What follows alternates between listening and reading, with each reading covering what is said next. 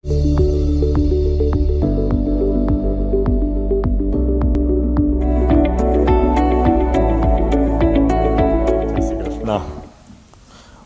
મજામાં હશો. નીટ અને જીની મેગા ટેસ્ટની પ્રિપરેશન કેવી ચાલે છે? સરસ. આ વખતે ઓર્ગેનિક આખું મેં રાખ્યું છે. પેપર થોડુંક ટ્વિસ્ટ કરેલું છે, એટલે વ્યવસ્થિત રીતના જે 11માનું જીઓસી અને હાઇડ્રોકાર્બન છે એ એક વખત વાંચી લેજો, બરાબર. જેટલું જીઓસી અને હાઇડ્રોકાર્બન ચેપ્ટર તમને આવડતું હશે એટલું તમને 12માનું ઓર્ગેનિક વધારે સહેલું પડશે. એટલે વ્યવસ્થિત રીતના આ વખતે ઓર્ગેનિક કમ્પ્લીટ કરી નાખજો, કે જેથી વારંવાર પછી આપણે રિવાઇઝ ના કરવું પડે, બરાબર.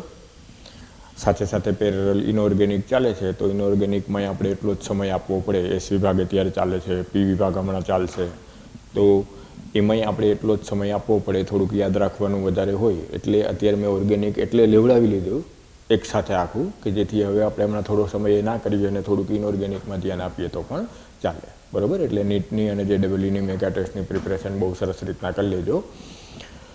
હવે આપણે જે લાસ્ટ લેક્ચરમાં એમાઇન સંયોજનો પાઠ સ્ટાર્ટ કર્યો હતો એમાં આગળ વધીએ. લાસ્ટ લેક્ચરમાં મેં તમને એમાઇન સંયોજનોની બનાવટની પ્રક્રિયાઓ ભણાવી હતી. એમાં છેલ્લે હોફમાન પ્રક્રિયા ભણાવી હતી. તો હોફમાન પ્રક્રિયાની મિકેનિઝમ અત્યારે આપણે શીખવી છે. એટલે હોફમાન પ્રક્રિયા શું છે, ઝડપથી પાછું પુનરાવર્તન કરીએ તો હોફમાન બ્રોમેમાઇડ સંશ્લેષણ એટલે કોઈ પણ એલિફેટિક અથવા તો એરોમેટિક એમાઇડની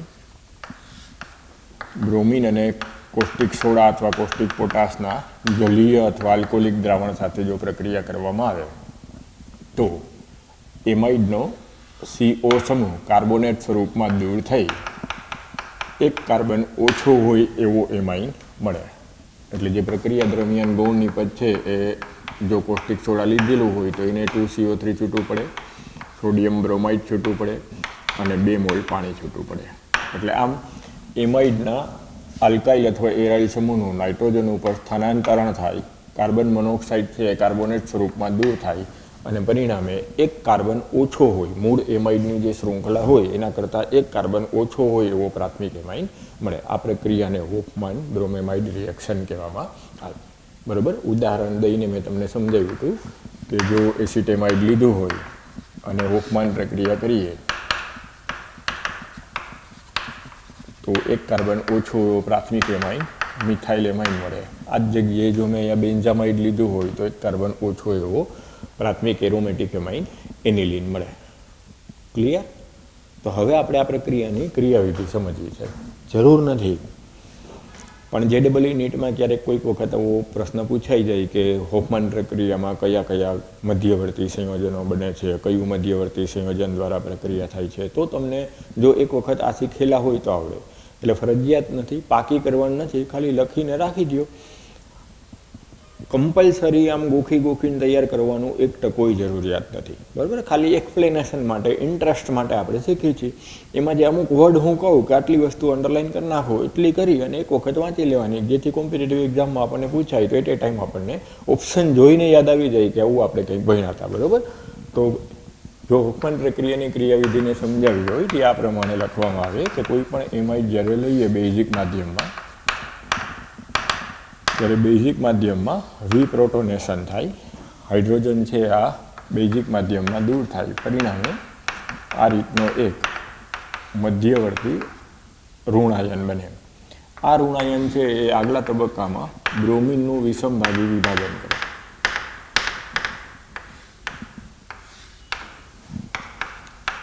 એટલે આ રીતનું એક સંયોજન મળે. આ સંયોજનને બ્રોમેમાઇડ તરીકે ઓળખવામાં આવે. આ સ્થાયી સંયોજનને બ્રોમેમાઇડ કહેવાય. અને આ બ્રોમેમાઇડના નામ ઉપરથી આપણા મૂળ પ્રક્રિયાનું નામ શું આપ્યું? હોફમાન બ્રોમેમાઇડ સંશ્લેષણ.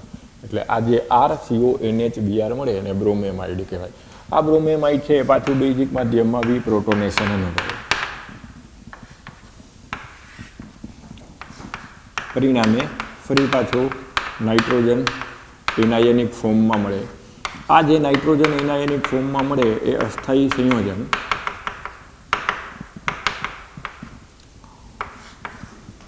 વેગ નિર્ણાયક તબક્કો આ થશે. હવે જે હું લખું છું એ વેગ નિર્ણાયક તબક્કો થશે કે આ જે અસ્થાયી ઋણાયન છે એ ઋણાયન બ્રોમિન આયનને દૂર કરે, એટલે કે ડિબ્રોમિનેશન થાય, અને ડિબ્રોમિનેશન થઈ નાઇટ્રીન મળે. આ જે મૂલક છે એને નાઇટ્રીન તરીકે ઓળખવામાં આવે. જે રીતના આપણે કેમ કાર્બન હોય તો કાર્બિન બોલીએ, એમ નાઇટ્રોજન માટે આ જે મધ્યસ્થ મૂલક મળ્યો એને નાઇટ્રીન કહેવાય. એટલે આ નાઇટ્રીન માટે શબ્દો વપરાય એસાઇલ નાઇટ્રીન. એટલે ઘણીવાર JEEમાં આવો પ્રશ્ન અથવા નીટમાં આવો પ્રશ્ન પૂછાય છે કે હોફમાન પ્રક્રિયામાં કયો મધ્યસ્થ મૂલક બને છે, તો એમ કે આનું એસાઇલ નાઇટ્રીન બને છે. મેઇન જે રેટ ડિટર્મિનેશન અથવા તો જે વેગ નિર્ણાયક તબક્કો ધીમો તબક્કો છે આ થાય કે આ ઋણાયન નાઇટ્રોજન એનાયન વિબ્રોમિનેશન બ્રોમાઇડ આયન દૂર કરી અને મધ્યસ્થ મૂલક એસાઇલ નાઇટ્રીનમાં ફેરવાય. એટલે જો ક્યારેક એવું પૂછે કે હોફમાન પ્રક્રિયા કયા મધ્યસ્થ મૂલક દ્વારા થાય છે તો એસાઇલ નાઇટ્રીન બને. આ એસાઇલ નાઇટ્રીન છે એ તરત જ પુનઃ ગોઠવણીની પ્રક્રિયા અનુભવે. આલ્કાઇલ સમૂહ નાઇટ્રોજન ઉપર સ્થાનાંતરિત થાય, નાઇટ્રોજન અબંધકારક ઇલેક્ટ્રોન યુગ્મ કાર્બનને આપે, પરિણામે એક મધ્યસ્થ સંયોજન આ પ્રકારનું બને આલ્કાઇલ આઇસોસાયનેટ. આ સંયોજનને શું નામ આપવામાં આવે? Alkyl isocyanate. મધ્યસ્થ સંયોજન આલ્કાઇલ આઇસોસાયનેટ થાય મળે. એસાઇલ નાઇટ્રીનનું પુનઃરચના થઈ મધ્યસ્થ સંયોજન થાય એસાઇલ આઇસોસાયનેટમાં રૂપાંતર થાય, અને હવે આ એસાઇલ આઇસોસાયનેટ પાણીની હાજરીમાં જળ વિભાજન પ્રક્રિયા અનુભવે, પરિણામે એમાઇન સંયોજન બને. અને આ જે CO છે CO3-2 કાર્બોનેટ સ્વરૂપમાં દૂર થાય. એટલે આમ CO દૂર થઈ એક કાર્બન ઓછો હોય એમાઇન આ આલ્કાઇલ આઇસોસાયનેટના જળ વિભાજનથી મળે. એટલે આમ આખી જે મિકેનિઝમ છે એમાં 3 શબ્દ યાદ રાખવાના. એક આ બ્રોમેમાઇડ, એક મધ્યસ્થ મૂલક એસાઇલ નાઇટ્રીન બને જે પુનઃરચના થઈ સ્થાયી મધ્યસ્થ સંયોજન આલ્કાઇલ આઇસોસાયનેટમાં કન્વર્ટ થાય, અને આ આલ્કાઇલ આઇસોસાયનેટનું જળ વિભાજન થતાં એક કાર્બન ઓછો એવો પ્રાથમિક એમાઇન બને. આ CO સમૂહ શેમાં રૂપાંતરિત થશે? જળ વિભાજન અંતે કાર્બોનેટમાં રૂપાંતરિત થશે. ક્લિયર? એટલે આ 3 વર્ડ તમને યાદ રહેવા જોઈએ. ક્યારેક એવું પૂછી નાખે કે હોફમાન પ્રક્રિયાની ક્રિયાવિધિ માટે કયું વાક્ય સાચું છે, અથવા તો એ દરમિયાન કયા કયા મધ્યવર્તી આયન મૂલક અને સંયોજન બને છે, તો જો એમ કે બ્રોમેમાઇડ બને છે તો સાચું, મધ્યસ્થ મૂલક એસાઇલ નાઇટ્રીન બને છે તોય સાચું, એમ કહે કે મધ્યસ્થ સ્થાયી સંયોજન આલ્કાઇલ આઇસોસાયનેટના જળ વિભાજનથી એક કાર્બન ઓછો એવો પ્રાથમિક એમાઇન બને છે તો એ વિધાન પણ સાચું. ક્લિયર? એટલે જો હોફમાન પ્રક્રિયાની ક્રિયાવિધિ જનરલ નોલેજ માટે લખવી હોય તો લખી નાખો. બરાબર? ત્યાર પછી માનો કે હજી એકાદ બે એક્સ્ટ્રા પ્રક્રિયા હું સમજાવું છું કે જે એમાઇનના સંશ્લેષણ માટે ઉપયોગી છે. એ ભલે અત્યારે આપણને ટેક્સ્ટ બુકમાં આપી નથી, પણ છતાંય સાથે સાથે લખી નાખો. આપણે એવું ભણ્યા હતા કે કાર્બોનિલ સમૂહ ધરાવતું આલ્ડીહાઇડ અથવા તો કીટોન ઇમોનિયા સાથે એસિડિક માધ્યમમાં સંઘનન પ્રક્રિયા અનુભવે અને ઇમાઇન સંયોજન બનાવે. સંઘનન પ્રક્રિયા થઈ, પાણીનો અણુ દૂર થઈ, એટલે કે યોગશીલ અને વિલોપન પ્રક્રિયા થઈ અને આ પ્રમાણેનું ઇમાઇન સંયોજન બનાવે. ફોર્માલ્ડિહાઇડ અપવાદ છે એવું મેં કીધું. ફોર્માલ્ડિહાઇડની એમોનિયા સાથેની પ્રક્રિયાથી ઇમાઇન ન બને. ફોર્માલ્ડિહાઇડ સિવાયના અન્ય એલિફેટિક આલ્ડિહાઇડની જો એમોનિયા સાથે પ્રક્રિયા કરો તો આ રીતના ઇમાઇન સંયોજન મળે. તો હવે આ ઇમાઇન સંયોજનનું જો રિડક્શન કરો, ઉદ્દીપકીય રિડક્શન કરો અથવા લિથિયમ એલ્યુમિનિયમ હાઇડ્રાઇડની હાજરીમાં રિડક્શન કરો તો એમાંથી અનુવર્તી પ્રાથમિક એમાઇન બને. એટલે આવી રીતના જો આલ્ડીહાઇડ કે કીટોન લીધો હોય અને જો એનું ઇમાઇનમાં કન્વર્ઝન કરી અને એ ઇમાઇનનું જો ઉદ્દીપકીય રિડક્શન અથવા તો લિથિયમ એલ્યુમિનિયમ હાઇડ્રાઇડ જેવા રિડક્શન કરતા વડે રિડક્શન કરો તો પણ પ્રાથમિક એમાઇન મળે. એટલે આ માહિતી લખી નાખજો, ક્યારેક આવું ઉપયોગમાં આવી શકે. દાખલા તરીકે મને આમ કહી દઈએ કે એસિટાલ્ડીહાઇડની એમોનિયા સાથે પ્રક્રિયા કરી અને પછી જે પ્રક્રિયાને અંતે નિપજ મળે એનું રિડક્શન કરતાં કઈ નિપજ મળે. તો હવે જો અત્યારે તમે આ ભણ્યા છો તમને યાદ હોય તો પહેલાં એમ કહેવાય કે ઇમાઇન સંયોજન મળશે. આ ઇમાઇન સંયોજનનું જો રિડક્શન કરશું તો ઇથાઇલ એમાઇન મળશે. આવી જ રીતના જો અત્યારે મેં અહીંયા એસિટોન લીધો હોય અને એમોનિયા સાથે પ્રક્રિયા કરું તો તો જે ઇમાઇન સંયોજન છે એ આ પ્રમાણેનું મળે. એનું રિડક્શન કરીશ તો પ્રાથમિક એમાઇન આઇસોપ્રોપાઇલ એમાઇન બનશે. એટલે આમ જો પ્રાથમિક અને દ્વિતીયક એમાઇન મેળવવા હોય તો આલ્ડીહાઇડ અને કીટોને એમોનિયા અથવા તો એમાઇન સાથેની યોગશીલ પ્લસ પાણીનું અણુ દૂર થઈ વિલોપન પ્રક્રિયા થઈ મળતા ઇમાઇન અથવા વિસ્થાપિત ઇમાઇનનું રિડક્શન કરતાં આપણને અનુક્રમે પ્રાથમિક અને દ્વિતીયક એમાઇન મળે છે. આ એક વધારાની પ્રક્રિયા નોંધી લો. આનો ક્યારેક ઉપયોગ આવી શકે. બરાબર, અહીં સુધી તો આપણે ભણી જ ગયા છીએ. ખાલી એક સ્ટેપ વધારાનું લખવાનું છે કે ઇમાઇનમાંથી રિડક્શન દ્વારા એમાઇન સંયોજન બનાવી શકાય. ક્લિયર? તો હવે આપણે અહીંથી આગળ વધીએ. આજે હવે આગળનો પ્રશ્ન આપણે ભણવાનો છે એમાઇન સંયોજનોના ભૌતિક ગુણધર્મ સમજાવો. તો ભૌતિક ગુણધર્મોવાળો આખો કન્સેપ્ટ હવે તમને આવડી જ જવો જોઈએ, કારણ કે આપણે વારંવાર એકને એક question alcohol, halide, aldehyde, ketone, carboxylic acid બધામાં ભણી ગયા. એટલે હવે સૌથી પહેલું એમાઇનના ભૌતિક ગુણધર્મ અથવા ફિઝિકલ પ્રોપર્ટીઝમાં સૌથી પહેલું લઈએ તો ભૌતિક પરિસ્થિતિની ચર્ચા કરવામાં આવે. તો શરૂઆતના ઓછા અણુબળ ધરાવતા 1 કે 2 કાર્બન ધરાવતા amine, methyl amine, ethyl amine જેવા સંયોજનો ખૂબ જ ખરાબ વાસ ધરાવતા, મરેલી માછલી જેવી દુર્ગંધ ધરાવતા વાયુ સ્વરૂપમાં જોવા મળતા સંયોજનો. 3 થી 4 કાર્બન ધરાવતા એટલે કે પ્રોપેન એમાઇન, બ્યુટેન એમાઇન જેવા સંયોજનો પ્રવાહી સ્વરૂપમાં જોવા મળતા સંયોજનો છે. અને એનાથી વધારે જેમ જેમ કાર્બનની શૃંખલા વધતી જાય અને ઉચ્ચતમ અણુભાર ધરાવતા એમાઇન સંયોજનો મોટે ભાગે ઘન સ્વરૂપમાં જોવા મળે. આ જ જગ્યાએ જો એરોમેટિક એમાઇન, એનિલિન અને એરાઇલ એમાઇનની ચર્ચા કરો તો એનિલિન અને એરાઇલ એમાઇન લાક્ષણિક વાસ ધરાવતા મોટે ભાગે પ્રવાહી સ્વરૂપમાં જોવા મળતા સંયોજનો છે, જે મોટે ભાગે શુદ્ધ સ્વરૂપમાં હોય તો રંગવિહીન હોય, પરંતુ જો હવામાં ખુલ્લા રાખો તો વાતાવરણમાં રહેલા ઓક્સિજનની હાજરીમાં એનું ઓક્સિડેશન થઈ અને ઘેરા લાલ રંગના પ્રવાહી સ્વરૂપમાં જોવા મળે. એટલે આવો જ ગુણધર્મ જો તમને યાદ હોય તો આપણે ફિનોલમાં ભણી ગયા હતા કે શુદ્ધ ફિનોલ છે એ પેસિફિક લાઇફબોય સાબુ જેવી વાસ ધરાવે અને શુદ્ધ ફિનોલ રંગવિહીન હોય, પણ જો હવામાં ખુલ્લું રાખો તો ઓક્સિડેશન થાય, ફિનોક્વિનોન સંયોજન બને અને ઘેરા લાલ રંગનું બને. તો એવો જ ગુણધર્મ હવે તમારે અત્યારે એનિલિનમાં સમજવાનો કે પ્રાથમિક એરોમેટિક એમાઇન એનિલિન અથવા તો અન્ય એરાઇલ એમાઇન લાક્ષણિક વાસ ધરાવતા પ્રવાહી સ્વરૂપમાં મોટે ભાગે જોવા મળતા સંયોજનો છે. શુદ્ધ સ્વરૂપમાં એ રંગવિહીન જોવા મળે, પણ હવામાં ખુલ્લું રાખતા એનિલિન ઘેરા લાલ રંગના પ્રવાહી સ્વરૂપમાં જોવા મળતું સંયોજન થાય. બરાબર. ત્યાર પછી બીજો ગુણધર્મ એમાઇન સંયોજનોનું ઉત્કલન બિંદુ અને દ્રાવ્યતાને ચર્ચીએ. તો સૌથી પહેલાં તો આપણને ખ્યાલ છે કે એમાઇન સંયોજનોનું વર્ગીકરણ 3 પ્રકારે થાય: પ્રાથમિક એમાઇન, દ્વિતીયક એમાઇન અને તૃતીયક એમાઇન. પ્રાથમિક એમાઇન એટલે એમોનિયાના 1 હાઇડ્રોજનનું વિસ્થાપન આલ્કાઇલ અથવા એરાઇલ સમૂહ વડે થયેલું હોય. દ્વિતીયક એમાઇન એટલે એમોનિયાના 2 હાઇડ્રોજનનું વિસ્થાપન આલ્કાઇલ અને અથવા એરાઇલ સમૂહ વડે થયેલું હોય. અને તૃતીયક એમાઇન એટલે 3 હાઇડ્રોજનનું વિસ્થાપન આલ્કાઇલ અને એરાઇલ સમૂહ વડે થયેલું હોય, તો એને પ્રાથમિક, દ્વિતીયક અને તૃતીયક અનુક્રમે એમાઇન તરીકે ઓળખવામાં આવે. ક્લિયર? તો હવે જો ભૌતિક ગુણધર્મ આપણે ઉત્કલન બિંદુ અને દ્રાવ્યતાનો સમજાવવો હોય તો એ પ્રાથમિક, દ્વિતીયક અને તૃતીયકમાં અલગ અલગ રીતના જોવા મળે. પરિણામે આપણે પહેલાં એમાઇનમાં પ્રાથમિક, દ્વિતીયક અને તૃતીયક એમાઇનના ઉત્કલન બિંદુ અને દ્રાવ્યતાની સરખામણી કરશું.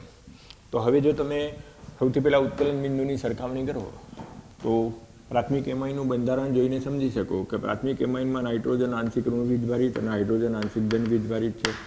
એટલે કે એમાઇન સંયોજનોમાં NH બંધ ધ્રુવીય જોવા મળે. ઉપરાંત નાઇટ્રોજન આગળ અબંધકારક ઇલેક્ટ્રોન યુગ્મ પણ છે. એટલે જ્યારે આંતરાણવીય હાઇડ્રોજન બંધની ચર્ચા પ્રાથમિક એમાઇનમાં કરો ત્યારે તમે સમજી શકો કે પ્રાથમિક એમાઇનમાં આ પ્રમાણે 3 આંતરાણવીય હાઇડ્રોજન બંધ શક્ય બને.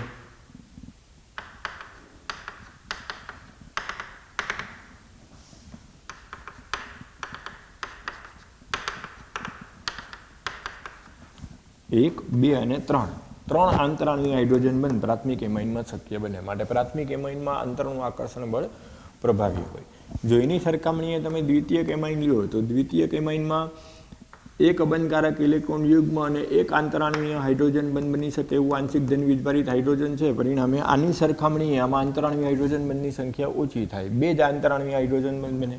જ્યારે તૃતીયક એમાઇનમાં એક પણ આંશિક ધન વીજભારિત હાઇડ્રોજન નથી. પરિણામે તૃતીયક એમાઇનમાં આંતરાણવીય હાઇડ્રોજન બંધ બનતો નથી. આથી જો ઉત્કલન બિંદુની સરખામણી કરો તો તમે આમ કહી શકો કે પ્રાથમિક એમાઇનનું ઉત્કલન બિંદુ દ્વિતીયકની સરખામણી અને દ્વિતીયક એમાઇનનું ઉત્કલન બિંદુ તૃતીયકની સરખામણીએ વધારે જોવા મળે. એટલે જો સમાન આણ્વીય દળ ધરાવતી સમઘટકીય શ્રેણી લીધી હોય પ્રાથમિક, દ્વિતીયક અને તૃતીયક એમાઇનની, તો જનરલી પ્રાથમિક એમાઇનનું ઉત્કલન બિંદુ અને દ્વિતીયક એમાઇનનું ઉત્કલન બિંદુ તૃતીયક કરતાં ઘણું બધું વધારે જોવા મળે. શા માટે? કારણ આપોમાં પૂછાય તો તમે આ આકૃતિ દોરીને વ્યવસ્થિત સમજાવી શકો કે પ્રાથમિક એમાઇનમાં આંતરાણવીય હાઇડ્રોજન બંધની સંખ્યા દ્વિતીયક કરતાં વધારે હોવાથી અને દ્વિતીયક એમાઇનની હાઇડ્રોજન બંધની આંતરાણવીય હાઇડ્રોજન બંધની સંખ્યા તૃતીયકની સરખામણીએ વધારે હોવાથી પ્રાથમિક અને દ્વિતીયકના ઉત્કલન બિંદુ તૃતીયક એમાઇન કરતાં વધારે જોવા મળે છે. તૃતીયક એમાઇનની આંતરાણવીય હાઇડ્રોજન બંધ જોવા મળતો નથી. ક્લિયર? હવે જો આ જ વસ્તુ દ્રાવ્યતામાં સમજાવો તો આમાંય સમજાવી શકો કે પાણી સાથે આંતરાણવીય હાઇડ્રોજન બંધ છે એ પ્રાથમિક એમાઇનમાં વધારે પ્રબળ બને. વધારે બંધ બનવાથી દ્વિતીયકમાં એના કરતાં ઓછું અને તૃતીયકમાં સૌથી ઓછું. એટલે જો દ્રાવ્યતાનો કન્સેપ્ટ પૂછે તો પણ આ જ વસ્તુ યાદ રાખવાની કે જનરલી સામાન્ય સંજોગોમાં પ્રાથમિક એમાઇનની પ્રોટીક દ્રાવકમાં દ્રાવ્યતા વધારે હોય, દ્વિતીયક એમાઇનની એના કરતાં ઓછી અને તૃતીયક એમાઇનની દ્રાવ્યતા સૌથી ઓછી જોવા મળે. એટલે પ્રોટીક એટલે કે પ્રોટોન ધરાવતા દ્રાવકોમાં આંતરાણવીય હાઇડ્રોજન બંધની જે આ પ્રબળતા છે એને કારણે પ્રાથમિક એમાઇનની જલીય દ્રાવ્યતા અથવા પ્રોટીક દ્રાવકમાં દ્રાવ્યતા દ્વિતીયક અને તૃતીયક એમાઇન કરતાં વધારે જોવા મળે. ક્લિયર? ત્યાર પછી હવે જો અન્ય કાર્બનિક સંયોજનો સાથે ઉત્કલન બિંદુ અને દ્રાવ્યતાની સરખામણી કરો તો સામાન્ય સંજોગોમાં આલ્કોહોલ સાથે સરખામણી કરી શકાય. તો જો આલ્કોહોલની સરખામણીએ એમાઇન સંયોજનનું ઉત્કલન બિંદુ અને દ્રાવ્યતા સમજાવો તો આલ્કોહોલમાં OH બંધ ધ્રુવીય છે, એમાઇનમાં પણ NH બંધ ધ્રુવીય થશે. પરંતુ જે OH બંધની ધ્રુવીયતા છે એ ઓક્સિજનની વિદ્યુત ઋણતા વધારે હોવાથી નાઇટ્રોજનની સાપેક્ષે ઓક્સિજનની વિદ્યુત ઋણતા વધારે હોવાથી OH બંધની ધ્રુવીયતા વધારે થાય કોના કરતાં? NH બંધ કરતાં. પરિણામે જ્યારે આંતરાણવીય હાઇડ્રોજન બંધની પ્રબળતા આવે ત્યારે આલ્કોહોલની સરખામણીએ એમાઇનના આંતરાણવીય હાઇડ્રોજન બંધની પ્રબળતા ઓછી હોય. આલ્કોહોલનો જે આંતરાણવીય હાઇડ્રોજન બંધ બને એ એમાઇન સંયોજનોની સરખામણીએ વધુ પ્રબળ હોય. શું કામે? વિદ્યુત ઋણતાનો તફાવત OHમાં વધારે છે NH બંધ કરતાં. ઓક્સિજનની વિદ્યુત ઋણતા નાઇટ્રોજનની વિદ્યુત ઋણતા કરતાં વધારે હોવાથી પરિણામે આલ્કોહોલમાં આંતરનું આકર્ષણ વધારે હોય. પરિણામે સમાન આણ્વીય દળ ધરાવતા આલ્કોહોલની સરખામણીએ એમાઇનનું ઉત્કલન બિંદુ નીચું જોવા મળે.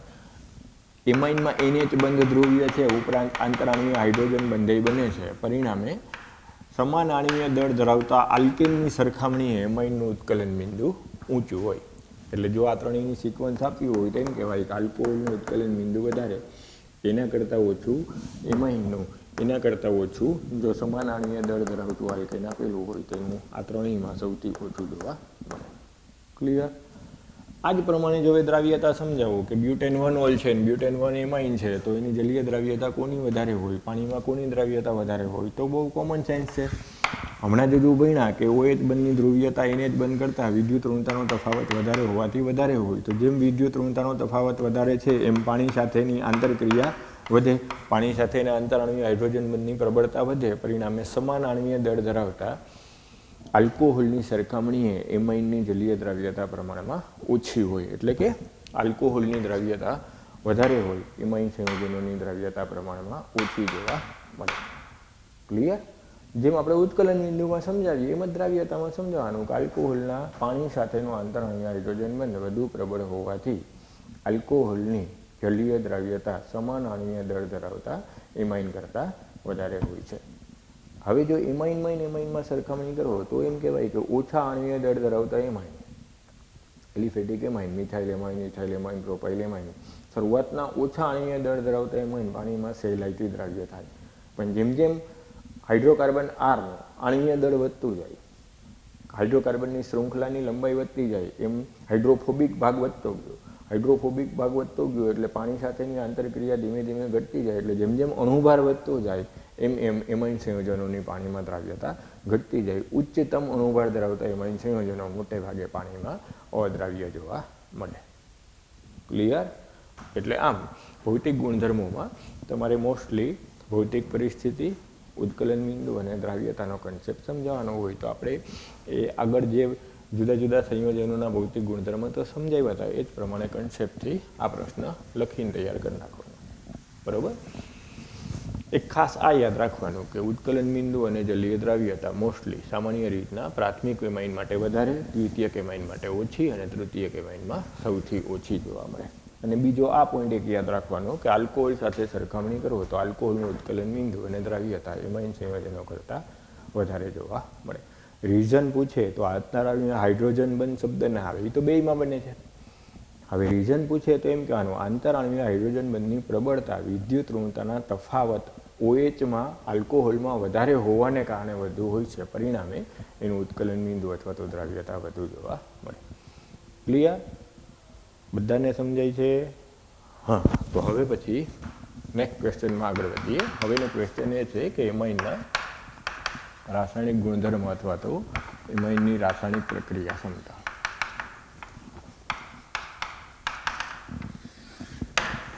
તો હમણાં જ ભણ્યા એ પ્રમાણે પાછું આપણે રિપીટ કરીએ કે એમાઇન સંયોજનોમાં નાઇટ્રોજન આંશિક ઋણ વીજભારિત હોય, હાઇડ્રોજન આંશિક ધન વીજભારિત હોય એટલે કે NH બંધ ધ્રુવીય હોય. પરિણામે એમાઇન સંયોજનોની પ્રતિક્રિયાત્મકતા વધુ જોવા મળે. ઉપરાંત નાઇટ્રોજન આગળ અબંધકારક ઇલેક્ટ્રોન યુગ્મ પણ છે, એટલે લુઈસ બેઇસ તરીકેની પ્રક્રિયાઓ, લોરી બ્રોન્સ્ટેડ બેઇસ તરીકેની પ્રક્રિયાઓ અથવા તો કેન્દ્રાનુરાગી પ્રક્રિયક તરીકે વર્તી શકે એવી પ્રક્રિયાઓ એમાઇન સંયોજનો દર્શાવી શકે.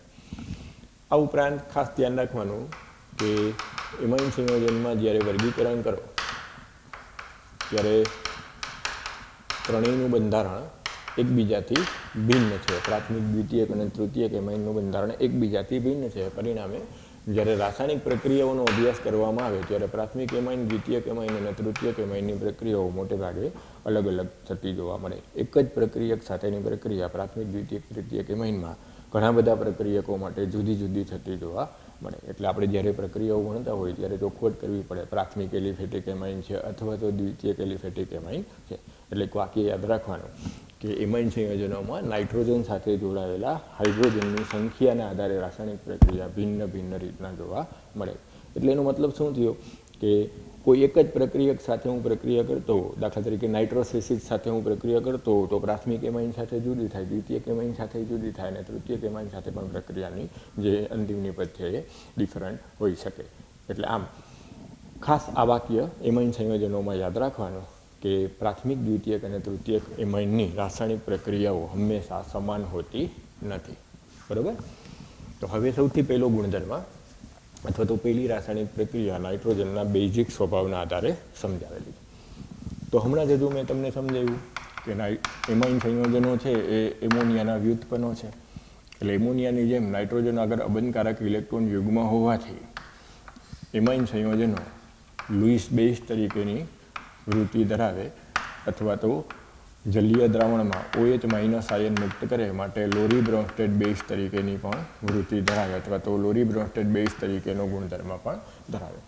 આમ બેઝિક હોવાને કારણે એમાઇન સંયોજનોની જ્યારે ખનિજ એસિડ સાથે પ્રક્રિયા કરવામાં આવે, દાખલા તરીકે HCl સાથે હું પ્રક્રિયા કરું તો એમોનિયમ ક્ષાર મળે. બેઝિક ગુણધર્મ દર્શાવતું હોવાથી એસિડ સાથે જ્યારે પ્રક્રિયા કરો ત્યારે એ એમોનિયમ ક્ષાર બનવાની વૃત્તિ ધરાવે. એટલે ટૂંકમાં પહેલી પ્રક્રિયા આપણે ભણીએ છીએ કે એમાઇન સંયોજનોનો બેઝિક ગુણધર્મ દર્શાવતી પ્રક્રિયાઓ આપણે ભણીએ. એમાઇન સંયોજનો સ્વભાવે બેઝિક હોય એટલે બેઝ તરીકેની જેટલી પ્રક્રિયાઓ હોય એ બધી દર્શાવી શકે. બરાબર? તો બેઝ તરીકેની જે પ્રક્રિયા છે એમાં સૌથી સાદામાં સાદી પ્રક્રિયા આપણે કઈ કહેતા હોય કે બેઝ હોય એસિડ સાથે પ્રક્રિયા કરી ક્ષાર આપે તો આપણે આ જ વસ્તુ બોલી શકીએ કે એમાઇન સંયોજનો ખનિજ એસિડ સાથે પ્રક્રિયા કરી અનુવર્તી ક્ષાર આપી શકે. આ ક્ષારની જો પાછી બેઝિક માધ્યમમાં પ્રક્રિયા કરો તો તટસ્થીકરણ થાય અને ફરી પાછું એમાઇન સંયોજન મળી શકે. ક્લિયર? આ જો પ્રક્રિયાને હવે હું જલીય દ્રાવણમાં વિચારું તો તમે આમ કહી શકો કે એમોનિયમ ક્ષાર મળે અને જલીય દ્રાવણમાં OH માઇનસ આયન મુક્ત થાય અને પરિણામે એમ કહી શકાય કે એમાઇન સંયોજનો લોરી બ્રોન્સ્ટેડ બેઝ તરીકે પણ વર્તી શકે છે. જે રીતના આપણે એમ કહી શકીએ કે લુઈસ બેઝ તરીકે વર્તી શકે છે, એવી જ રીતના તમે હવે જલીય દ્રાવણની જે સંતુલન સ્થપાયેલી પ્રક્રિયા છે એના આધારે કહી શકો કે જલીય દ્રાવણમાં OH માઇનસ આયન મુક્ત કરે છે, માટે આમ એમાઇન સંયોજનો બેઝિક ગુણધર્મ દર્શાવે છે. એટલે લોરી બ્રોન્સ્ટેડ બેઝ તરીકે પણ ગણી શકાય અને એમાઇન સંયોજનોને લુઈસ બેઝ તરીકે પણ ગણી શકાય. હવે આપણે જો આ પ્રક્રિયા લખીએ તો તરત જ તમને સ્ટ્રાઇક થઈ જવું જોઈએ કે તેનો મતલબ કે એમાઇન સંયોજનોના જલીય દ્રાવણ નિર્બળ બેઝ તરીકે વર્તે, અને જો નિર્બળ બેઝ તરીકે વર્તે તો હવે એની બેઝિકતાનો આધાર બેઝ આયનીકરણ અચળાંક ઉપર હોય. એટલે આમ જુદા જુદા એમાઇન સંયોજનોનો જો બેઝિક ગુણધર્મની સરખામણી કરવી હોય તો એના KB બેઝ આયનીકરણ અચળાંકના આધારે અથવા તો પોટેન્જ ઓફ KBના મૂલ્યના આધારે કરવામાં આવે. જેમ એમાઇન સંયોજનનો બેઝ આયનીકરણ અચળાંક વધારે એમ એમાઇન સંયોજનની બેઝિકતા વધારે. જેમ એમાઇન સંયોજનોનો KB ઓછો એમ એમાઇન સંયોજનની બેઝિક ગુણધર્મ ઓછો ગણાય. એટલે જે આપણે કાર્બોક્સિલિક એસિડવાળા પાઠમાં કે ફિનોલ વખતે ભણ્યા હતા એ જ વસ્તુ અહીંયા રિપીટ થાય. ત્યાં આપણે K અથવા પોટેન્જ ઓફ K એના વેલ્યુના આધારે આપણે સરખામણી કરતા હતા, તો એ જ વસ્તુ અહીંયા હવે KB અથવા પોટેન્જ ઓફ KBના મૂલ્યના આધારે જુદા જુદા એમાઇન સંયોજનોની બેઝિકતાની સરખામણી કરી શકાય એ ભણવાનું થાય. તો હવે આપણે જુદા જુદા એમાઇન સંયોજનોની બેઝિકતાની સરખામણીમાં આગળ વધીએ. બરાબર? તો સૌથી પહેલાં જો હું એમ કહી દઉં કે એમોનિયાની સરખામણી એલિફેટિક એમાઇન સાથે કરો. એમોનિયા વધુ બેઝિક હોય કે એલિફેટિક એમાઇન વધુ બેઝિક હોય? બરાબર? તો જો હવે એમોનિયા અને એલિફેટિક એમાઇનની જો બેઝિકતાની સરખામણી કરવી હોય તો આપણે આ રીતના કરી શકીએ કે જ્યારે એમોનિયાનું પ્રોટોનેશન થાય ત્યારે પ્રોટોનેશનને અંતે એમોનિયમ આયન બને, અને જ્યારે એલિફેટિક એમાઇનનું પ્રોટોનેશન થાય ત્યારે એમોનિયમ આયન બને. એ વખતે જેટલું પ્રોટોનેશન સરળતાથી થાય એટલું એ સંયોજન વધુ બેઝિક ગણાય. આ અબંધકારક ઇલેક્ટ્રોન યુગ્મને કારણે જે પ્રોટોન સ્વીકારે એ જેટલી પ્રબળતાથી વધારે થાય એ બેઝિકતા વધારે દર્શાવે છે એમ કહેવાય. એટલે એમોનિયા અને એલિફેટિક એમાઇનમાં હવે આપણે એ સરખામણી કરવાની રહીએ કે કયા સંયોજનમાં પ્રોટોનેશન સરળતાથી થાય છે. જેટલું સરળતાથી ઇલેક્ટ્રોન યુગ્મનું દાન થઈ અને પ્રોટોનેશન પ્રબળતાથી થશે એ સંયોજનની બેઝિકતા વધારે હશે. અથવા બીજા શબ્દોમાં એમ કહેવાય કે જે આ કેટાયન બને છે એમોનિયમ આયન અથવા તો આ એલિફેટિક એમાઇનનો જે આયન બને છે કેટાયન, એમાં જેની સ્થિરતા વધારે હોય, જે કેટાયનની સ્થિરતા વધારે હોય એ કેટાયનની સ્થિરતા વધારે હશે એમાં પ્રતિગામી પ્રક્રિયા ઓછી થશે, એ સંયુગ્મી એસિડ તરીકે નિર્બળ હશે, અને જેનો સંયુગ્મી એસિડ નિર્બળ હશે એનો બેઝ છે ઓરિજિનલ એ કેવો હશે? પ્રબળ હશે. એટલે જો બેઝિકતાની સરખામણી કરવી હોય તો બે બાબતથી થાય. એક તમે પુરોગામી રીતે વિચારો તો જેનું પ્રોટોનેશન સરળતાથી થશે એ વધુ બેઝિક હશે, અને જો તમે પ્રતિગામી રીતના વિચારો તો એમ કહેવાય કે જેનું કેટાયન વધારે સ્થાયી હશે એનો સંયુગ્મી બેઝ વધારે પ્રબળ હશે. જેનો સંયુગ્મી એસિડ નિર્બળ હોય એનો સંયુગ્મી બેઝ પ્રબળ હોય. એટલે જો અત્યારે હું એમ કહી દઉં કે આ બેમાંથી આનો કેટાયન થાય છે તો આપોઆપ એમાઇન એલિફેટિકની બેઝિકતા વધી જાય. અને જો હું એમ કહું કે આનું પ્રોટોનેશન સરળતાથી થાય તો પણ એ જ કન્ક્લુઝન, એ જ તારણ નીકળે કે એ એમાઇનની બેઝિકતા વધારે હશે. એટલે હવે આપણે એમોનિયા અને જે વિસ્થાપિત એલિફેટિક એમાઇન છે એની બેઝિકતાની સરખામણી જો કરીએ તો પહેલાં આપણે પ્રોટોનેશન કોનું સરળતાથી થાય એ વિચારીએ. તો આમાં વિસ્થાપિત એલિફેટિક એમાઇનમાં એક આલ્કાઇલ સમૂહ છે, એમોનિયામાં હાઇડ્રોજન છે. હવે આપણે એવું જાણીએ છીએ કે આલ્કાઇલ સમૂહ ઇલેક્ટ્રોન દાતા સમૂહ તરીકે વર્તે. પરિણામે આ આરની ઇલેક્ટ્રોન દાતા અસરને કારણે નાઇટ્રોજન ઉપરના અબંધકારક ઇલેક્ટ્રોન યુગ્મના જે ઋણ વીજભારની તીવ્રતા છે એ વધી જાય. એમોનિયામાં હાઇડ્રોજન છે ઇલેક્ટ્રોન દાતા તરીકે વર્તું નથી એટલે એનું અબંધકારક ઇલેક્ટ્રોન યુગ્મ પ્રોટોનેશન દર્શાવે ખરું, પણ વિસ્થાપિત એલિફેટિક એમાઇનમાં આ આલ્કાઇલ સમૂહની ઇલેક્ટ્રોન દાતા અસરને કારણે ઋણ વીજભારની અસર વધી જાય. પરિણામે એનું પ્રોટોનેશન સરળતાથી થાય. એનું પ્રોટોનેશન સરળતાથી થાય એટલે એમાઇનની સરખામણીએ વિસ્થાપિત એલિફેટિક એમાઇનની બેઝિકતા વધુ જોવા મળે. એમોનિયાની સરખામણીએ વિસ્થાપિત એલિફેટિક એમાઇનની બેઝિકતા વધુ જોવા મળે, કારણ કે એમોનિયાના સરખામણીએ વિસ્થાપિત એલિફેટિક એમાઇનનો આલ્કાઇલ સમૂહ ઇલેક્ટ્રોન દાતા અસર દર્શાવતો હોવાથી નાઇટ્રોજન ઉપરના જે અબનકારક ઇલેક્ટ્રોન યુગ્મની તીવ્રતા પ્રોટોનેશન માટેની છે એમાં વધારો કરે, પરિણામે વિસ્થાપિત એલિફેટિક એમાઇનની બેઝિકતા વધુ હોય. એટલે હું આમ પૂછી લઉં કે એમોનિયા કરતાં મિથાઇલ એમાઇનની બેઝિકતા, તો તમારે એમ કહેવાનું એમોનિયાની સરખામણીએ મિથાઇલ એમાઇનની બેઝિકતા વધારે જોવા મળે. જેમ આ પ્લસ આર સમૂહની પ્લસ આઈ અસર વધતી જાય એમ એમાઇનની બેઝિકતામાં વધારો થતો જાય એમ કહેવાય. ક્લિયર? હવે બીજી રીતના સમજાવવું હોય તો તમે આ કેટાયનની સ્થિરતાના આધારે સમજાવી શકો કે આ જે ધન વીજભાર છે એમાં નાઇટ્રોજન સાથે 4 હાઇડ્રોજન જોડાયેલા છે, જે ઇલેક્ટ્રોન દાતા અસર દર્શાવશે નહીં.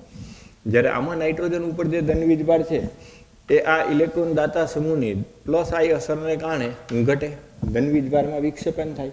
ધન વીજભારમાં જેમ વિક્ષેપન થાય એમ પરિણામે એ સ્થાયી બને, અને એ સ્થાયી બને તો આનો કેટાયન સ્થાયી છે, કારણ કે અહીંથી ઇલેક્ટ્રોન દાતા અસરને કારણે આ ધન વીજભારની તીવ્રતા ઘટે.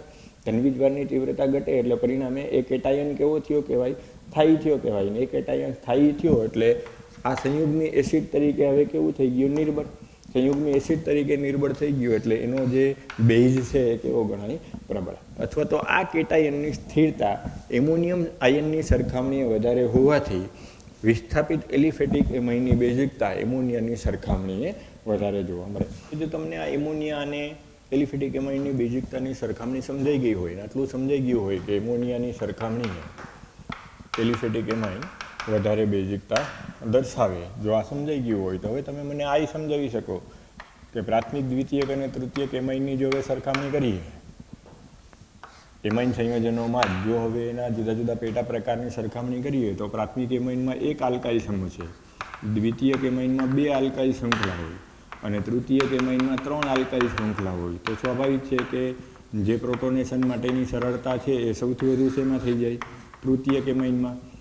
પરિણામે જો હવે તમે બેઝિકતાનો ક્રમ જો સૈદ્ધાંતિક રીતે આપવા માગો તો આમ આપી શકો કે એલિફેટિક એમાઇનમાં પ્રાથમિક એલિફેટિક એમાઇન સરકાર દ્વિતીયક એલિફેટિક એમાઇનની બેઝિકતા વધુ હોય અને દ્વિતીયક કરતાં તૃતીયક એલિફેટિક એમાઇનની બેઝિકતા વધુ હોય. ક્લિયર? સૈદ્ધાંતિક રીતે તમે જે આપણે આ એમોનિયા અને એલિફેટિક એમાઇનની બેઝિકતાની સરખામણી કરી બે બાબતોથી કે સરળતાથી પ્રોટોનેશન અને જે કેટાયન બને એની સ્થાયિત્વ, એના આધારે જે તમે બેઝિકતાનું કમ્પેરિઝન કરીને મને આન્સર આપ્યો એ પ્રમાણે જો હવે તમારે એમાઇન સંયોજનો માટે જ જો સરખામણી કરવી હોય તો હવે તમે સૈદ્ધાંતિક ઇઝીલી કહી શકો કે પ્રાથમિક કરતાં તૃતીયક એમાઇનની બેઝિકતા વધુ હશે. શું કારણ આપી શકું કે આમાં આલ્કાઇલ સમૂહ 1 છે, પરિણામે એની પ્રેરક અસર જે જોવા મળે એની સરખામણીએ તૃતીયક એમાઇનમાં 3 આલ્કાઇલ સમૂહને કારણે એની પ્રેરક અસર થવાથી નાઇટ્રોજન ઉપરના અબનકારક ઇલેક્ટ્રોન યુગ્મના ઋણ વીજભારમાં ઘણો બધો વધારો થાય, પરિણામે સરળતાથી પ્રોટોનેશન આપી શકે અને પરિણામે એની સ્થિરતા વધારે હોય, એના કેટાયનની સ્થિરતા પણ વધારે હોય. આમ બંને પરિબળોના આધારે તમે કહી શકો કે તૃતીયક એમાઇનની બેઝિકતા સૈદ્ધાંતિક રીતે વધારે હોવી જોઈએ. પરંતુ જો તમે આ સૈદ્ધાંતિક ક્રમ નક્કી કરો પ્રયોગશાળામાં તો વાયુ પરિસ્થિતિમાં આ ક્રમ સાચો જોવા મળે. એટલે કે નિરપેક્ષ રીતના જો તમે પ્રાથમિક, દ્વિતીયક અને તૃતીયક એમાઇન લીધું હોય, કોઈ દ્રાવકમાં ઓગાળીને દ્રાવણ ના બનાવેલું હોય તો આ ક્રમ સાચો પડે. એટલે વાયુરૂપ પરિસ્થિતિ માટે આ ક્રમ સાચો કે તૃતીયક એમાઇનની બેઝિકતા એલિફેટિક એમાઇનમાં વધારે હોય અને પ્રાથમિક એમાઇનની ઓછી હોય. પરંતુ જ્યારે તમે જલીય દ્રાવણ બનાવો ત્યારે પ્રાયોગિક રીતે આ ક્રમનું પાલન થતું જોવા મળતું નથી. ખાસ ધ્યાન રાખજો, આ કન્સેપ્ટ કોમ્પિટિટિવ એક્ઝામમાં બહુ જ પૂછાય છે, એટલે વ્યવસ્થિત રીતના સમજી અને તૈયાર કરજો, ઉતાવળ ના કરતા. હવે જો હું જલીય દ્રાવણમાં જો આ ક્રમ લઉં તો જે સૈદ્ધાંતિક ક્રમ હું બોલ્યો એનું પાલન થતું જોવા મળતું નથી.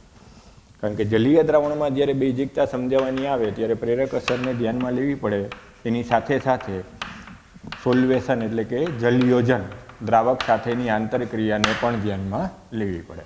અને દ્રાવક સાથેની આંતરક્રિયાથી જ્યારે બેઝિકતા સમજાવવી હોય ત્યારે એ એમાઇનના કદ એટલે કે આયન જે બને એનું કદ અને આંતરાણીય હાઇડ્રોજન બંને કારણે જે જલયોજન છે એના કારણે જે કેટાયન બન્યો એની સ્થિરતા ઉપર આધાર રાખે. તો અત્યારે જો હું પ્રાથમિક એમાઇન માટે વિચારું તો પ્રાથમિક એમાઇનનું કદ ઓછું હોય અને તૃતીયક એમાઇનનું કદ 3 આલ્કાઇલ શૃંખલાને કારણે ઘણું બધું વધારે હોય. હવે જ્યારે એ પ્રોટોનેશનથી પ્રોટોન સ્વીકારી અને કેટાયન બનાવે ત્યારે હવે જો તમે જલયોજન વિચારો તો આમાં 3 હાઇડ્રોજન છે, પરિણામે આમાં જલયોજન પાણી સાથેની આંતરક્રિયા ખૂબ જ વધારે થાય.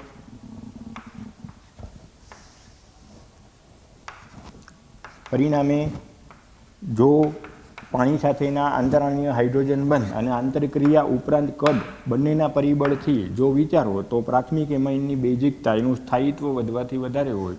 તૃતીયક એમાઇનમાં ફક્ત એક જ હાઇડ્રોજન છે, પરિણામે જે પાણી સાથેની આંતરક્રિયા છે એ ઓછી થાય. આંતરાણીય હાઇડ્રોજન બંધને કારણે જે સોલ્વેશન જલયોજન થાય એ પ્રમાણમાં ઓછું થાય. ઉપરાંત આ એમોનિયમ આયનનું કદ ખૂબ જ વધારે હોવાથી આની સ્થિરતા ઓછી હોય. પરિણામે તમે આમ બોલી શકો કે જો જલીય દ્રાવણમાં સૈદ્ધાંતિક ક્રમ બનાવવો હોય તો આમ બને: પ્રાથમિક એમાઇનની બેઝિકતા વધારે હોય, દ્વિતીયક એમાઇનની ઓછી હોય અને તૃતીયક એમાઇનની એના કરતાં પણ ઓછી હોય. એટલે જો જલીય દ્રાવણમાં પ્રાથમિક, દ્વિતીયક અને તૃતીયક એલિફેટિક એમાઇનની બેઝિકતાનો ક્રમ સૈદ્ધાંતિક રીતે વિચારીએ તો આવે: પ્રાથમિક સૌથી વધુ, દ્વિતીયક એના કરતાં ઓછું અને તૃતીયક એના કરતાં પણ ઓછું.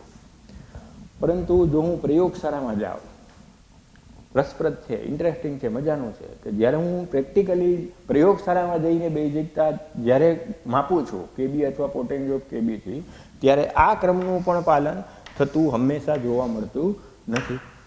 તો શું કામે? શા માટે? તો ત્યારે હવે આન્સર એ મળે કે એ જે વિસ્થાપિત આપણે એલિફેટિક એમાઇન લીધા, પ્રાથમિક, દ્વિતીયક અને તૃતીયક, એમાં પણ આ આર આલ્કાઇલ સમૂહ જે છે એનો અવકાશી અવરોધ પણ ભેગો ભાગ ભજવે.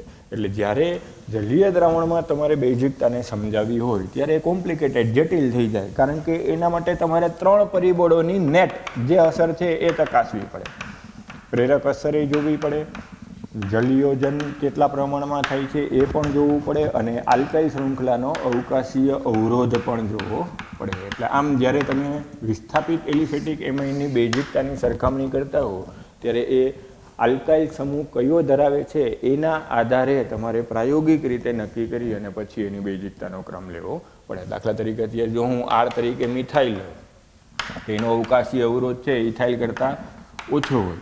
પરિણામે જ્યારે જલીય દ્રાવણમાં હું બેઝિકતાનો ક્રમ લઉં ત્યારે મને આવો ક્રમ જોવા મળે: ડાયમિથાઇલ એમાઇનની બેઝિકતા વધુ જોવા મળે, મિથાઇલ એમાઇનની બેઝિકતા એના કરતાં ઓછી જોવા મળે, ટ્રાઇમિથાઇલ એમાઇનની બેઝિકતા સૌથી ઓછી જોવા મળે અને એના કરતાં ઓછી એમોનિયાની બેઝિકતા હોય. તો આમાં ક્રમ કયો મળે? દ્વિતીયક, પ્રાથમિક અને તૃતીયક ઉતરતા ક્રમમાં થાય. પણ જો હવે હું ઇથાઇલ એમાઇન લઈ લઉં તો ઇથાઇલ એમાઇનમાં દ્વિતીયક ઇથાઇલ એમાઇનની બેઝિકતા વધુ હોય, તૃતીયક ઇથાઇલ એમાઇનમાં અવકાશી અવરોધ વધારે હોવાથી પ્રાથમિકની સરખામણીએ તૃતીયકની વધી જાય, પ્રાથમિકની એના કરતાં ઓછી અને એના કરતાં એમોનિયાની ઓછી. તો જો ઇથાઇલ મેં લીધું હોય તો એમાં ક્રમ આ પ્રમાણે જોવા મળે: દ્વિતીયકથી તૃતીયકથી પ્રાથમિક તરફ જતાં બેઝિકતા ઘટતી જોવા મળે અને મિથાઇલમાં મને ક્રમ આ પ્રમાણે જોવા મળે: દ્વિતીયકથી પ્રાથમિકથી તૃતીયક તરફ જતાં ઘટતી જતી જોવા મળે. એટલે ટૂંકું ને ટચ, જ્યારે જલીય દ્રાવણમાં બેઝિકતા સમજાવવાની આવે ત્યારે તમે સૈદ્ધાંતિક રીતે એની બેઝિકતાને ડાયરેક્ટ સમજાવી શકો નહીં. તમારે પ્રાયોગિક રીતે કેબી અને પોટેન્શિયો ઓફ કેબીની વેલ્યુને ધ્યાનમાં લઈ અને 3 પરિબળોની નેટ ચોખ્ખી જે અસર આવતી હોય એના આધારે તમારે સમજાવવું પડે. એટલે જ્યારે જલીય દ્રાવણમાં વિસ્થાપિત એલિફેટિક એમાઇનની બેઝિકતાને સમજાવવી હોય ત્યારે પ્રેરક અસર, સોલ્વેશન ઇફેક્ટ એટલે કે જલયોજન અસર અને સાથે સાથે આલ્કાઇલ સમૂહના અવકાશીય અવરોધને પણ ધ્યાનમાં લેવો પડે. બરાબર? એટલે ઇન શોર્ટ કહીએ તેમ કહેવાય કે તમે ડાયરેક્ટ સીધું બંધારણ જોઈ અને દ્વિતીયક, પ્રાથમિક કે તૃતીયક ખાલી આટલું જ વર્ગીકૃત કરી અને બેઝિકતાની સરખામણી ના કરી શકો. તમારે પ્રેક્ટિકલી કેબી અને પોટેન્શિયો ઓફ કેબીના આધારે પહેલાં સિક્વન્સ નક્કી કરી અને પછી એનું રીઝન સમજાવીને તમારે કહેવું પડે. બરાબર? તો ઘણી વખત જે ડબલ નેટમાં આ 2 વિસ્થાપિત એમાઇનની બેઝિકતા પૂછાયેલી છે એટલે વ્યવસ્થિત રીતના એ સિક્વન્સ યાદ રાખવાની અને તૈયાર કરવાની. જો વાયુરૂપ પરિસ્થિતિમાં કીધું હોય તો આ એક પણ વસ્તુ લાગુ નહીં પડવાની, તો ડાયરેક્ટ કહી દેવાનું તૃતીયક એમાઇનની બેઝિકતા વધારે, દ્વિતીયકની એના કરતાં ઓછી, પ્રાથમિકની એના કરતાં ઓછી અને એના કરતાં એમોનિયાની ઓછી. પણ જો તમને જલીય દ્રાવણમાં ક્રમ આપેલો હોય તો તમારે થોડુંક કોમ્પ્લિકેટેડ, જટિલ બને. ડાયરેક્ટ સીધું તમે થિયરિટિકલી કહી શકો નહીં, તમારે પ્રેક્ટિકલ આસ્પેક્ટને ધ્યાનમાં લેવો પડે. બરાબર? તો ખાસ આ પોઈન્ટ છે એ વ્યવસ્થિત રીતના લખી સમજી અને તૈયાર કરજો. ઘણી વાર મેં અગાઉ કીધું એમ JEE નીટમાં ક્વેશ્ચન પૂછાયેલો છે. ક્લિયર? હવે આપણે જો એલિફેટિક અને એમોનિયાની સરખામણી કરી, એલિફેટિક એમાઇન અને એમોનિયાની, એવી જ રીતના જો હવે હું એમોનિયા અને એરોમેટિક એમાઇન એનિલિનની સરખામણી કરું, એટલે કે એમોનિયા અને એરાઇલ એમાઇનની સરખામણી કરું, તો કોની બેઝિકતા વધારે એ હવે આપણે ચકાસીએ. પહેલાં આપણે શું જોયું? એમોનિયા અને એલિફેટિક એમાઇન. તો એનું તારણ આપણે શું કહ્યું કે એમોનિયા કરતાં એલિફેટિક એમાઇનની બેઝિકતા વધારે હોય. હવે જો મને એમોનિયા અને એનિલિન આપેલું હોય અને હવે મારે ચેક કરવું હોય કે કોની બેઝિકતા વધારે હોય, તો હવે આપણે એ વિચારીએ તો એમોનિયામાં પ્રોટોનેશન થાય ત્યારે એમોનિયમ આયન બને. એનિલિનમાં જ્યારે પ્રોટોનેશન થાય ત્યારે એનિલિનિયમ આયન બને. હવે એમોનિયામાં નાઇટ્રોજનનું અબંધકારક ઇલેક્ટ્રોન યુગ્મ છે એ વિસ્થાનીકૃત નથી થતું, સંસ્પંદનમાં નથી વપરાતું, સ્થાનીકૃત હોય, લોકલાઇઝ હોય, પરિણામે પ્રોટોનેશન માટે સરળતાથી પ્રાપ્ય હોય. પણ જ્યારે આપણે એનિલિનનું અબંધકારક ઇલેક્ટ્રોન યુગ્મ નાઇટ્રોજન માટેનું વિચારીએ ત્યારે આપણે આગળ ભણી ગયા કે એ સંસ્પંદન અસર દર્શાવે. સંસ્પંદન અસર દર્શાવે પરિણામે તમને આ પ્રકારના 5 સંસ્પંદન સૂત્ર મળે. આગળ આ વસ્તુ ઘણી બધી વાર આવી ગઈ છે એટલે હવે આવડવી જોઈએ કે આવા જુદા જુદા 5 પ્રકારના સંસ્પંદન સૂત્ર આપણને મળે.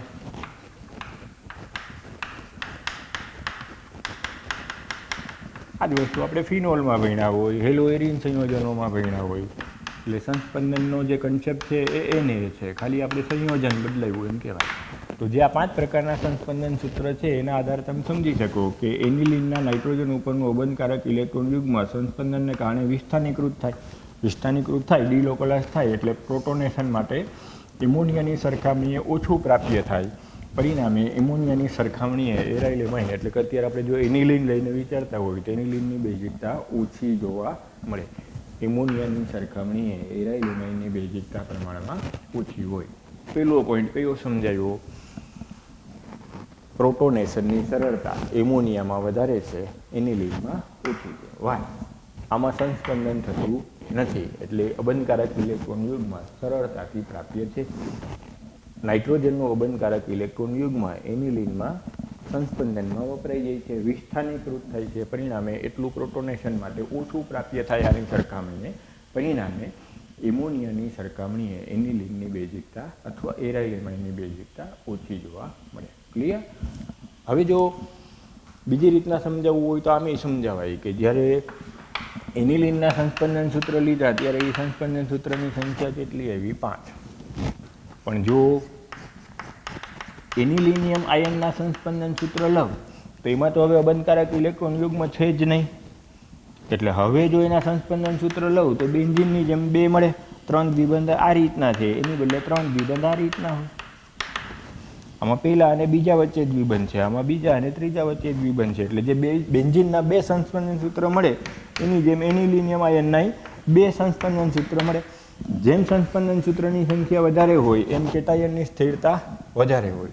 એટલે જો હવે આપણે આ પ્રક્રિયા માટે વિચારીએ તો એમ કહેવાય કે એનિલિનના સંસ્પંદન સૂત્રની સંખ્યા 5 છે, એનિલિનિયમ આયનના સંસ્પંદન સૂત્રની સંખ્યા 2 છે. એટલે આમ પુરોગામી પ્રક્રિયાનો વેગ ઓછો હોય, અસ્થાયીમાંથી સ્થાયી ના થાય. ઉલટાનું આ થાય તો પાછું પ્રક્રિયા ઊંધી થઈ અને સ્થાયીત્વ તરફ પાછું આવી જાય. એટલે કે આ કેટાયનની સ્થિરતા પ્રમાણમાં ઓછી છે. કોની સરખામણીએ? એમોનિયમ આયનની સરખામણીએ આ કેટાયનની સ્થિરતા એનિલિનિયમ આયનની સ્થિરતા ઓછી છે. શું કામે? એનિલિન કરતાં એનિલિનિયમ આયન અસ્થાયી ગણાય. કેવી રીતના સમજાવવું? તો સંસ્પંદન સૂત્રના આધારે સમજાવવું કે એનિલિનમાં નાઇટ્રોજન ઉપર અબંધકારક ઇલેક્ટ્રોન યુગ્મ વિસ્થાનીકૃત થઈને આ પ્રમાણેના 5 સંસ્પંદન સૂત્ર દર્શાવી શકાય. એનિલિનિયમ આયનમાં તો અબંધકારક ઇલેક્ટ્રોન યુગ્મ વયું ગયું હાઇડ્રોજન આવવાથી, પ્રોટોન આવવાથી. એટલે હવે જો એનિલિનિયમ આયનના સંસ્પંદન સૂત્ર લઉં તો ફક્ત બેન્ઝીનના 2 મળે. એટલે આમ એનિલિનની સરખામણીએ એનિલિનિયમ આયન અસ્થાયી છે, એટલે આ કેટાયન અસ્થાયી છે. એની સરખામણીએ એમોનિયમ આયન સ્થાયી છે. પરિણામે એમ કહી શકાય કે એમોનિયા વધુ બેઝિક છે, એનિલિન એમોનિયાની સરખામણીએ ઓછું બેઝિક છે. એટલે 2 રીતના સમજાવ્યું.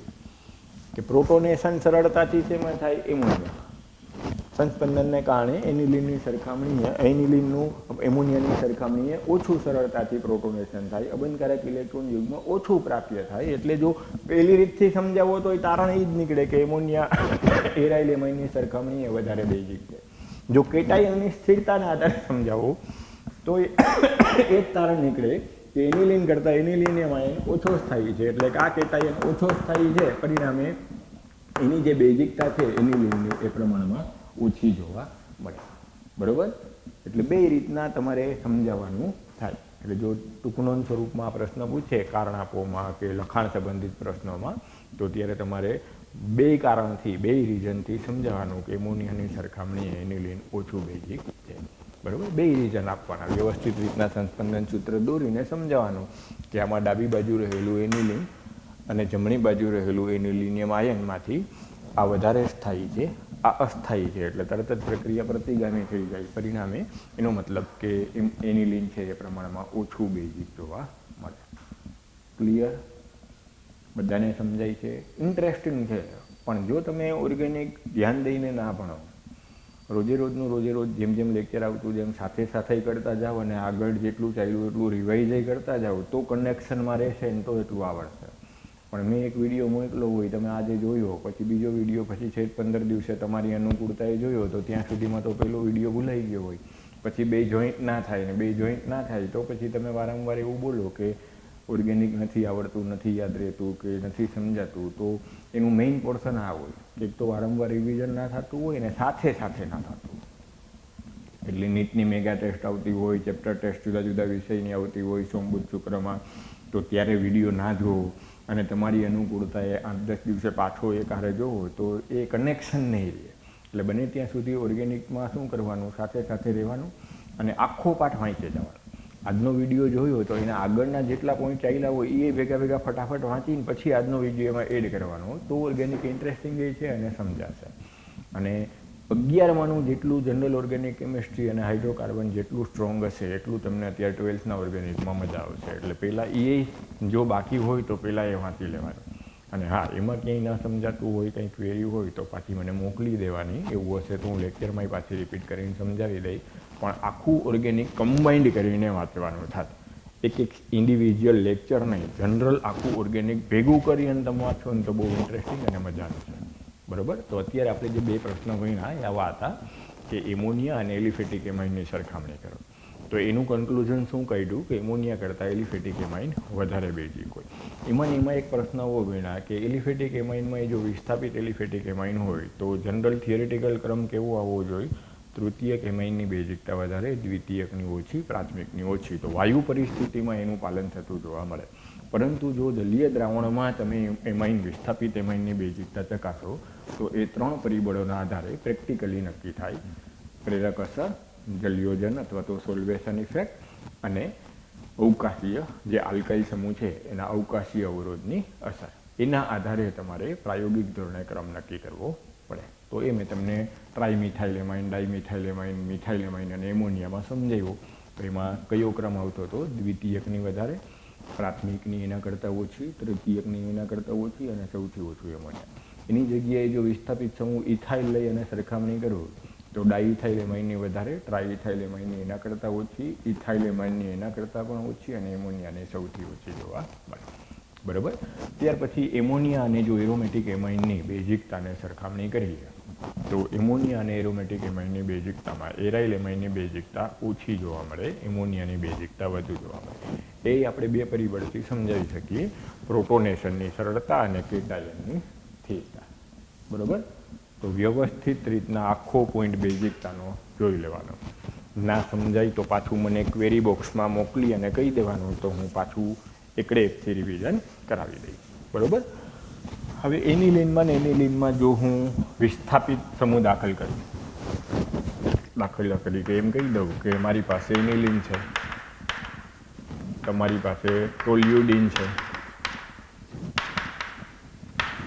કોઈ વ્યક્તિ આગળ પેરાનાઇટ્રોએનિલિન છે, અને હવે જો એમ કહી દઈએ કે આ ત્રણેયની બેઝિકતાની સરખામણી કરો,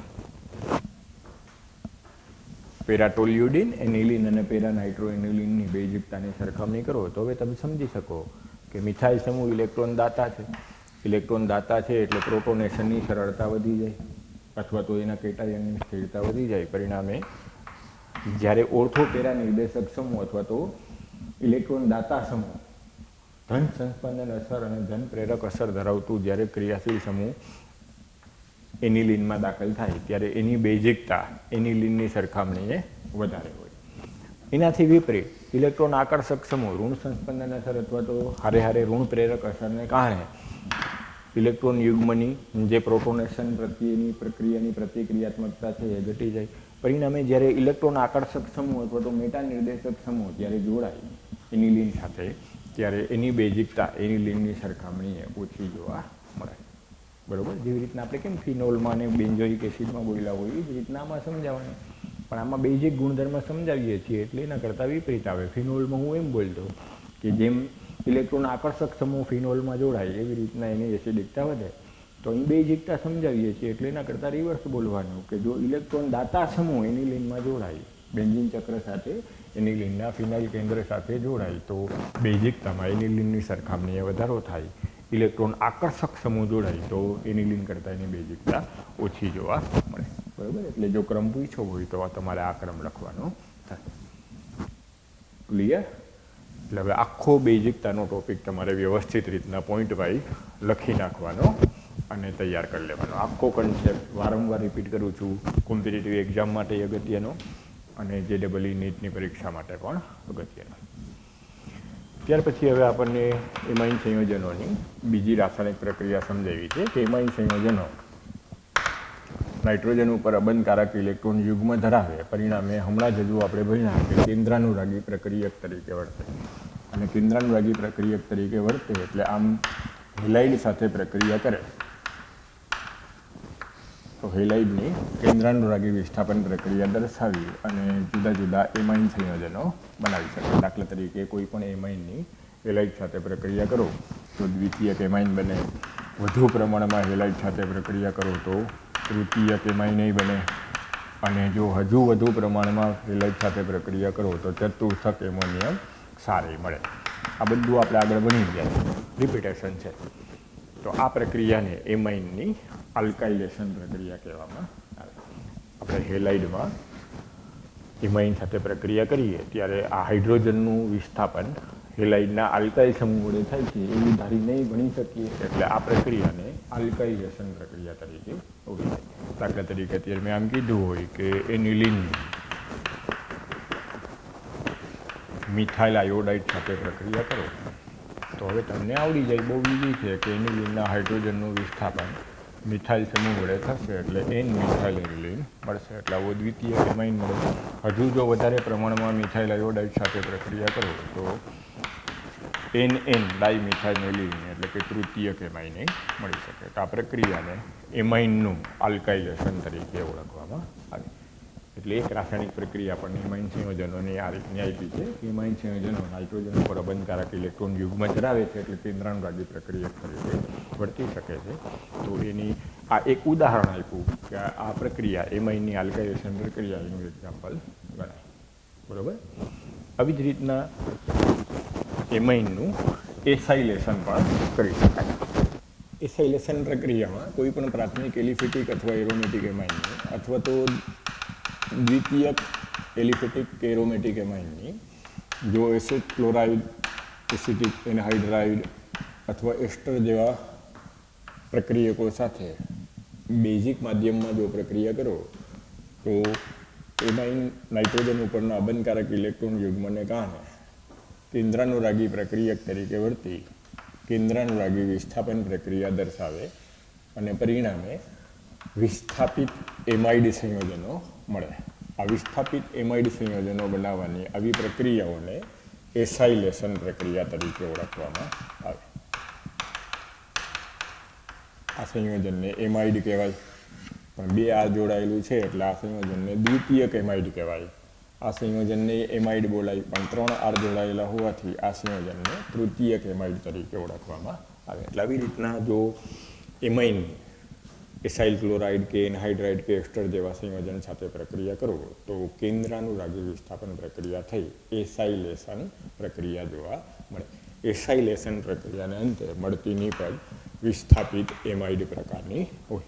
દાખલા તરીકે અત્યારે હવે જો ઉદાહરણ દઈને સમજીએ તો હું એમ કહી દઉં કે મારી પાસે મિથાઇલ એમાઇન છે, એની પ્રક્રિયા એસેટાઇલ ક્લોરાઇડ સાથે કરતાં બેઝિક માધ્યમમાં જનરલી પિરિડીન જેવું પ્રબળ બેઝ એમોનિયાની એમાઇનની સરખામણીએ વધારે પ્રબળ બેઝ પિરિડીન જેવું દ્રાવક લઈને એની હાજરીમાં પ્રક્રિયા કરવામાં આવે. શું કામે કે જ્યારે આ પ્રક્રિયા થશે ત્યારે HClનો અણુ દૂર થશે અને HClનો અણુ દૂર થશે ત્યારે એનું તટસ્થીકરણ આ પિરિડીનની હાજરીમાં થઈ જાય કે જેથી પ્રક્રિયા પ્રતિગામી ના થાય અને સંતુલન જમણી બાજુ જ કરીએ. એટલે HCl જેવો એસિડ પાછી ઊંધી પ્રક્રિયા ન કરી નાખે એના માટે આવા પ્રબળ બેઝ પિરિડીન જેવા દ્રાવકમાં પ્રક્રિયા કરવામાં આવે. તો હવે જે આ મિથાઇલ એમાઇનની એસેટાઇલ ક્લોરાઇડ સાથેની પ્રક્રિયાથી આ નિપજ મળી એનું નામ તમારે આપવું હોય તમે આમ આપી શકો એન મિથાઇલ ઇથેનેમાઇડ અથવા એન મિથાઇલ એસિટેમાઇડ મળે. તો આ પ્રક્રિયાને એમાઇનની એસાઇલેશન પ્રક્રિયા કહેવાય. એસાઇલ સમૂહ અત્યારે આપણે એસેટાઇલ સમૂહ દાખલ થતો હોવાથી અને એમાઇનનું એસેટાઇલેશન બોલે. આવી જ રીતના જો અત્યારે અહીંયા મેં ડાયમિથાઇલ એમાઇન લીધું હોય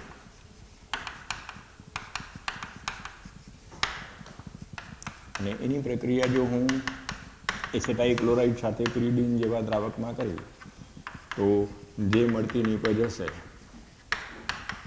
એ આ પ્રકારની થશે.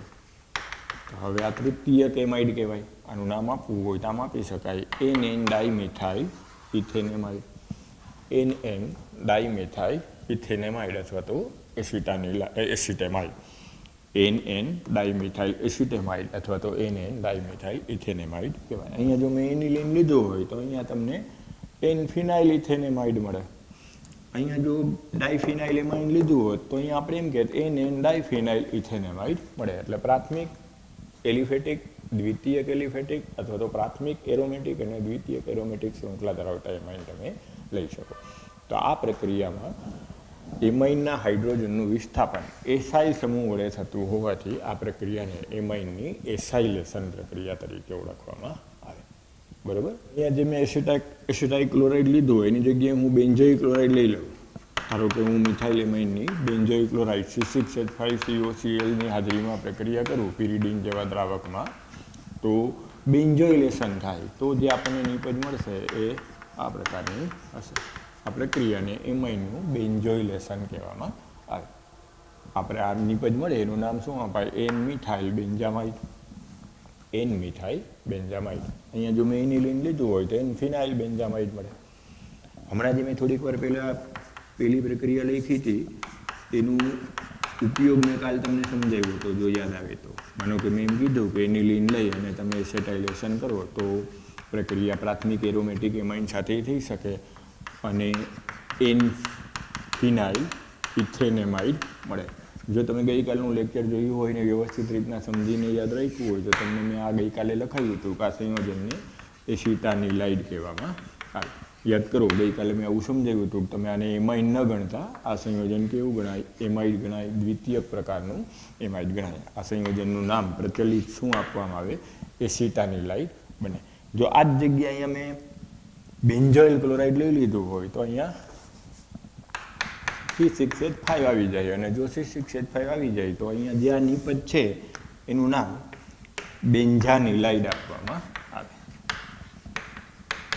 એટલે એસિટાઇલ ક્લોરાઇડને બદલે જો બેન્ઝોઇલ ક્લોરાઇડ લઈને પ્રક્રિયા કરો તો એ પ્રક્રિયાને બેન્ઝોઇલેશન તરીકે ઓળખાય. બરાબર. આ બેન્ઝોઇલેશન પ્રક્રિયા ઘણીવાર વૈજ્ઞાનિકના નામથી પણ પૂછી નાખે તો યાદ રાખજો આ પ્રક્રિયાને સ્કોટેનન-બાઉમન પ્રક્રિયા તરીકે ઓળખવામાં આવે. બેન્ઝોઇલેશન જે કરો છો પિરિડીનની હાજરીમાં એ પ્રક્રિયાનું નામ આપવું હોય ને તો આવું અપાય સ્કોટેનન-બાઉમેન પ્રક્રિયા. પર્ટિક્યુલરલી બેન્ઝોઇલેશન માટે આ નામ વાપરવામાં આવે. એમાઇનનું જ્યારે આવી રીતના બેન્ઝોઇલ ક્લોરાઇડની હાજરીમાં પિરિડીન દ્રાવકમાં જો પ્રક્રિયા કરો તો એ બેન્ઝોઇલેશન પ્રક્રિયાનું જો વૈજ્ઞાનિક દ્રષ્ટિએ નામ આપવું હોય તો આ પ્રક્રિયાને સ્કોટેનન-બાઉમેન પ્રક્રિયાના નામથી ઓળખવામાં આવે. એટલે ક્યાંક નોંધ કરવી હોય તો લખી નાખો. ક્લિયર? તો એમાઇનનું આલ્કાઇલેશન અને એસાઇલેશન એમાઇનના કેન્દ્રાનુરાગી પ્રક્રિયક તરીકે વર્તવાના ગુણધર્મને કારણે જોવા મળતી પ્રક્રિયા છે એમ કહેવાય. તો એમાં આલ્કાઇલેશનની સરખામણીએ પહેલાં કઈ પ્રક્રિયા વાંચવાની? એસાઇલેશનની વાંચવાની. પરીક્ષાની દ્રષ્ટિએ એસાઇલેશન વધારે અગત્ય. ક્લિયર? આવડશે? ભણ્યા છીએ આવું ફિડલ ક્રાફ્ટ એસાઇલેશન આલ્કાઇલેશન ભણ્યા હોય ત્યારે એવું ભણ્યા જ હોય કે આલ્કાઇલ સમૂહ દાખલ થાય છે એટલે આલ્કાઇલેશન કહેવાય ને એસાઇલ સમૂહ દાખલ થાય છે એટલે એસાઇલેશન કહેવાય.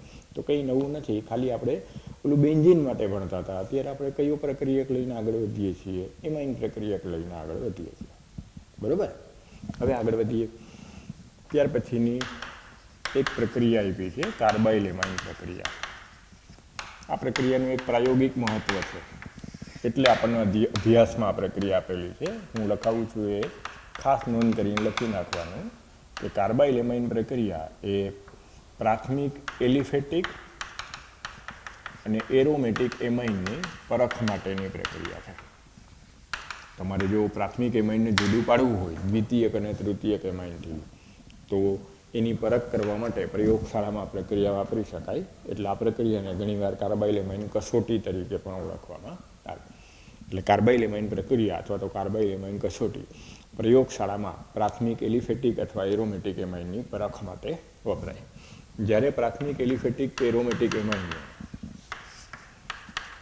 ક્લોરોફોર્મ અને કોસ્ટિક પોટાશના આલ્કોહોલિક દ્રાવણ સાથે ગરમ કરવામાં આવે, પ્રાથમિક એલિફેટિક કે એરોમેટિક એમાઇનને ક્લોરોફોર્મ અને આલ્કોહોલિક કોસ્ટિક પોટાશ કે સોડિયમ હાઇડ્રોક્સાઇડ સાથે પ્રક્રિયા કરવામાં આવે ત્યારે પ્રક્રિયા દરમિયાન 3 મોલ KCl દૂર થઈ જાય, 3 મોલ પાણી દૂર થઈ જાય અને પ્રક્રિયાને અંતે આઇસોસાયનાઇડ અથવા તો કાર્બાઇલ એમાઇન સંયોજન મળે. આઇસોસાયનાઇડ અથવા કાર્બાઇલ એમાઇન સંયોજન મળે. આ સંયોજન જે કાર્બાઇલ એમાઇન અથવા તો આઇસોસાયનાઇડ છે અત્યંત દુર્ગંધ ધરાવતું, ખૂબ ખરાબ વાસ ધરાવતું શહેરી સંયોજન છે. એટલે ટેસ્ટ ટ્યુબમાં જો આ સંયોજન બને તો એની વાસના આધાર તમને ખબર પડી જાય, અરુચિકર વાસ આવે. એટલે તમને ખ્યાલ આવી જાય કે પ્રક્રિયા થઈ. જો પ્રક્રિયા થઈ તો તમને જે આપેલો એમાઇન છે એ કયો હોય? પ્રાથમિક. જો દ્વિતીયક કે તૃતીયક એમાઇન હોય તો એમાં પૂરતા પ્રમાણમાં હાઇડ્રોજન નથી. આમાં એક જ હાઇડ્રોજન છે, આમાં એક પણ હાઇડ્રોજન નથી. પરિણામે પૂરતા પ્રમાણમાં હાઇડ્રોજન નથી એટલે જે આઇસોસાયનાઇડ સંયોજન બનવું જોઈએ ના બને. અને આઇસોસાયનાઇડ સંયોજન બનવું જોઈએ ના બને એટલે તમને જે ટેસ્ટ ટ્યુબમાં કસનળીમાં જે વાસ આવે એ ના આવે, અવલોકન જોવા ના મળે. અવલોકન જોવા ના મળે ટૂંકમાં ખૂબ જ ખરાબ વાસ ધરાવતું સંયોજન ના બને તો એમ સમજવાનું દ્વિતીયક અથવા તૃતીયક એમાઇન હાજર. અને જો આ પ્રક્રિયા થઈ અને દુર્ગંધયુક્ત આઇસોસાયનાઇડ અથવા કાર્બાઇલ એમાઇન સંયોજન બને તો આપણને આપેલું સંયોજન પ્રાથમિક એમાઇન હોય. એટલે આમ એ ખબર ના પડે કે દ્વિતીયક છે કે તૃતીયક છે, પણ એ જાણી શકાય કે પ્રાથમિક છે કે નહીં. એટલે ખાસ ધ્યાન રાખવાનું કે પ્રયોગશાળામાં પ્રાથમિક એલિફેટિક અથવા એરોમેટિક એમાઇનની પરખ માટે આ કાર્બાઇલ એમાઇન પ્રક્રિયા વપરાય, જેને કાર્બાઇલ એમાઇન કસોટી તરીકે પણ ઓળખવામાં આવે. અને જો એ જે રિએક્શન એક પ્રક્રિયા તરીકે તમે આને લેતા હો તો એને એમ કહેવાનું કે પ્રાથમિક એલિફેટિક એમાઇન અથવા એરોમેટિક એમાઇનમાંથી આઇસોસાયનાઇડ અથવા કાર્બાઇલ એમાઇન સંયોજન બનાવવા માટે કાર્બાઇલ એમાઇન પ્રક્રિયા ઉપયોગી. દાખલા તરીકે અહીંયા મેં એનિલિન લીધું અને જો એમ કહી દઉં કે એનિલિનની કાર્બાઇલ એમાઇન પ્રક્રિયાનું સમીકરણ લખો, 1 માર્કમાં ધારો કે હું પૂછી નાખું તો તમારે આ યાદ રાખવાનું કે ક્લોરોફોર્મ અને કોસ્ટિક પોટાશના આલ્કોહોલિક મિશ્રણ સાથે જો એનિલિનને ગરમ કરવામાં આવે તો તેમાંથી ફિનાઇલ આઇસોસાયનાઇડ સંયોજન બને. આ પ્રક્રિયાને કાર્બાઇલ એમાઇન પ્રક્રિયા તરીકે ઓળખવામાં આવે.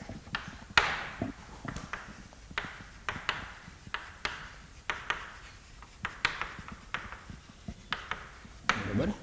એટલે એનિલિનમાંથી ફિનાઇલ આઇસોસાયનાઇડ અથવા તો ફિનાઇલ કાર્બાઇલ એમાઇન બને. આ પ્રક્રિયા કાર્બાઇલ એમાઇન પ્રક્રિયા તરીકે ઓળખાય. અહીંયા ઇથાઇલ એમાઇન લીધું હોય તો ઇથાઇલ આઇસોસાયનાઇડ બને.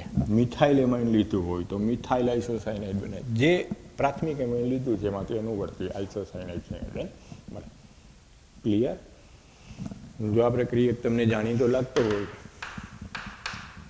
તો યાદ આવવું જોઈએ કે આ પ્રક્રિયા રિમોટ ઇમાન પ્રક્રિયા તરીકે પણ આપણે જ્યારે ભણ્યા હતા ત્યારે એમાંય આ જ પ્રક્રિયા લીધો હતો, ક્લોરોફોર્મ અને કોસ્ટિક સોડા અથવા કોસ્ટિક પોટાશનું મિશ્રણ. જો યાદ હોય તો ફિનોલમાંથી આપણે સેલિસાલ્ડિહાઇડ બનાવતા હતા ત્યારે આપણે આ જ પ્રક્રિયક લઈને આગળ વધ્યા હતા. બરાબર? એટલે એ વખતે જો મિકેનિઝમ તમને મેં સમજાવી હતી યાદ હોય તો એમાં આપણે ભણ્યા હતા ડાયક્લોરોકાર્બિન મુક્ત મૂલકથી પ્રક્રિયા થાય. પ્રક્રિયા દરમિયાન ડાયક્લોરોકાર્બિન બને અને એ મૂલકથી પ્રક્રિયા થાય તો આમાં એ જ થાય કે ક્લોરોફોર્મ અને કોસ્ટિક પોટાશથી ડાયક્લોરોકાર્બિન બને અને એ ડાયક્લોરોકાર્બિન છે એ લुईस એસિડ થાય, ઇલેક્ટ્રોન ઘટે છે, પરિણામે એ આની સાથે આકર્ષાય અને પરિણામે આઇસોસાયનેટ સંયોજન બને. એટલે ક્યારેક કોઈક વખત એમ કહીએ કે કાર્બાઇલેમાઇન કસોટીની ક્રિયાવિધિ દરમિયાન કયો મૂલક ઉત્પન્ન થાય છે તો યાદ રાખવાનું કે ડાયક્લોરોકાર્બિન જે આપણે રિમર્ટીમાન વખતે ભણ્યા હતા ને એ જ પ્રક્રિયાથી આ પ્રક્રિયા થશે. ક્લિયર? તો આજે અહીં સુધી રાખીએ. અહીં સુધીનું તૈયાર કરીને નેક્સ્ટ લેક્ચરમાં રાખજો. જે છેલ્લે આપણે રાસાયણિક ગુણધર્મો ભણ્યા ને એ 4 પોઈન્ટ વધારે વાંચીને આવવાના. એક બેઝિક ગુણધર્મ, આલ્કાઇલેશન, એસાઇલેશન અને કાર્બાઇલેમાઇન પ્રક્રિયા. બરાબર? અહીં સુધીનું નેક્સ્ટ લેક્ચરમાં તૈયાર હોવું જોઈએ. અહીંથી આપણે હવે આવતા લેક્ચરમાં આગળ વધશું. બરાબર? જય શ્રી કૃષ્ણ.